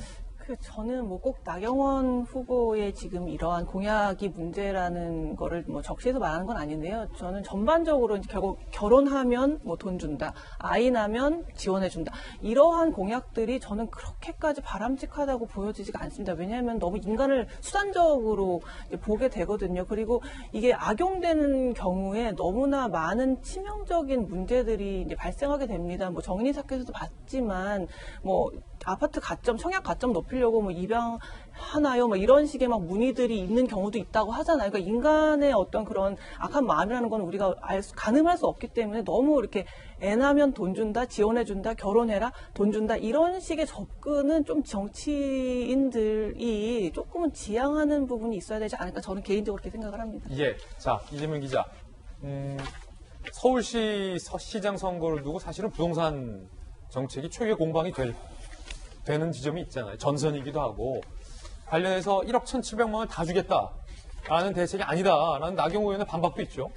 그렇죠. 뭐 이자를 지원해 주는 거고 사실 조건은 그렇게 까다롭죠. 39세 미만으로 한정을 했고 또 연소득 7천만 원 또 이하로 이렇게 한정을 잡기 때문에 그 기준에 들어오는 신혼부부들 상대로 해서 이제 결혼할 때 또 출산할 때 그 3년간의 이자를 다 지원해 주면 이제 그걸 전체를 다 받는다고 했을 경우에 이제 1억 1,700만 원 된다 이제 이런 건데 최대치가 거기에 대해서 이제 뭐 오신환 의원 후보 입장에서도 뭐 지적은 분명히 있었다고 봅니다. 그러니까 조금 전에 나왔지만 뭐 재산세라든지 양도세라든지 뭐 종합부동산세 이런 걸 다 깎아주겠다 이렇게 공약을 하면서 또 지출 늘리겠다고 하면 오히려 그것이 과연 현실성 있는 대책이냐 이제 이런 지적은 충분히 할 수 있는 거고 저는 오히려 이렇게 경선 과정 속에서 다양한 지금 공약들이 나오고 있는데 그 공약의 현실성을 상호 검증하는 게 굉장히 중요한 의미가 있죠. 어떻게 보면 이제 유권자들에 앞서서 후보들 간에서 이제 그 공약을 검증하면서 현실성 여부를 좀 더 높이는 게 되게 중요한 의미가 있다고 보고 뭐 이런 건설적인 논박들이 필요하다 이렇게 봅니다. 예. 이번엔 저희가 준비한 다음 이슈입니다. 생과 사회가를 1시간. 정부가 9시 통금, 소위 1시간 유예했습니다. 연장했습니다. 밤 10시. 그런데 수도권 자영업자는 빼고 라고 방침을 밝혀서 논란이 되고 있어요. 오늘 새벽 자영업자들이 반발을 했습니다. 9시 영업 제한 왜 수도권만이냐라는 겁니다. 식당, 카페, 실내 체육시설, 당구장, 노래 연습장 등 다중이용 시설 수도권 밖으로 벗어나면 밤 10시까지 영업이 됩니다. 오늘부터예요. 하지만 수도권은 여전히 밤 9시에 이른바 통금 조치가 유지됩니다. 자영업자들이 반발하고 있는 대목입니다. 강력하게 사흘간 개점 시위할 거다라고 밝혔고 오늘 새벽 첫 개점 시위 시작했습니다. 저희가 현장 다녔습니다. 근거 없는 21시 영업시간 제한 즉각 폐지하라! 인내하라. 조금만 버텨달라. 장사할 수 있게 해주겠다. 아니요. 저희는 더 이상 버틸 힘이 없습니다. 저희를 살려주십시오. 재산권 유린을 떠나 생존권까지 무참하게 망가뜨리는 영업 규제를 도저히 따를 수 없음을 호소하기 위해 이 자리에 나왔습니다. 네, 박정환 대변인. 네. 수도권 자영업자들이 굉장히 지금 힘든데 정부로서도 그 고민이 좀 있었을 것 같아요. 그럼에도 불구하고 수도권 밤 9시 소위 통금 조치가 계속 유지가 돼서 자영업자들이 지금 극렬히 반발하고 있습니다. 저는 저분들 저렇게 얘기하는 게 충분히 이해가 갈 것 같아요. 지금까지 뭐 1년 이상 동안 코로나 때문에 영업도 못하고 버텨오시는 것만으로도 굉장히 고통스럽고 그나마 다행이고 이미 쓰러진 분들이 또 너무 많아요. 그래서 뭐 지금 뭐 여당 내에서 일부 논의가 되고 있는 뭐 손실보상이 어떻게 되고 뭐 소급 적용이 되고 안 되고 뭐 이런 얘기 말도 안 된다고 생각하거든요. 저분들 정부가 정책 이렇게 세워서 영업 못해서 손실된 거 저는 배보상 다 좀 해줘야 되는 게 맞고 지금 뭐 재난지원금도 저렇게 힘든 분들 집중해서 해줘야 된다고 생각을 하는데 근데 정부에도 사실은 이게 글쎄 너무 이게 행정 편의주의적인 생각 아닌가 싶은 생각이 들어요. 이게 사실은 무슨 9시 넘으면 코로나가 활동하고 그전에는 활동 안 하는 야행성이냐라는 비아냥도 있는데 왜 저렇게 9시를 딱 정해가지고 영업하고 안 하고 이렇게 정하는지 모르겠어요. 옛날부터 얘기했잖아요. 단위 면적당 몇 명이 들어가면 어떻게 되고 뭐 이런 식으로. 그 다음에 영업시간 차라리 늘려주고 대신에 분산돼서 손님들이 올 수 있게 하면은 장사도 할 수 있고 사람들도 가서 밥 먹을 수 있는데 그냥 9시 딱 우리 퇴근해야 되니까 일률적으로 불 닫고 이렇게 언제까지 이게 코로나가 발생하고 나서 한두 달이면은 이해를 하겠습니다만은 지금 벌써 1년이 지났는데 그동안 행안부, 질병청, 관계 당국에서 이런 거 정리 안 하고 그냥 무조건 저런 식으로 하는 거는 저는 납득하기가 좀 어렵다는 말씀 좀 드리고 싶습니다. 지나치게 행정 편의주의적인 발상이고 그런 행정 강요 아닌가라는 생각이 듭니다. 예, 야당 측의 견해와 비슷한 의견 주셨고 자 이번 설 명절을 앞두고 있습니다. 5인 이상은 못 모이기 때문에 부모님 고향 댁 방문도 자제해달라라는 정부의 지침이 나왔는데요. 그런데 제주를 가는군요. 14만 설캉스의 제주도는 벌벌. 설 연휴 하루 전 10일에서 마지막 날 14일 하루 평균 관광객 2만 8,600명으로 예상 14만 3천 명 방문이 전망되고 있습니다. 제주에서는 오지 말되 불가피하면 코로나 검사라도 받고 오시라 하고 있는 상황인데 자, 그 가운데 결국은 정부가 5인 이상 처벌하겠다라고 나서면서 이 같은 논란들이 벌어지고 있는데요. 방송인 김어준 씨에 대해서 마포구청이 서울시의 판단까지 받았는데 과태료 청구를 머뭇거리고 있다는 보도도 나왔습니다. 자, 저 사진이 공개됐죠. 서울시가 고민 끝에 마포구에게 이거 방역수칙 위반 맞는데요? 라고 의견을 전달했습니다. 5인 이상 사적 모임 금지 적용 대상이면 과태료 부과 대상이다. 서울시는 26건 적발 중 14건의 과태료를 부과한 바도 있습니다.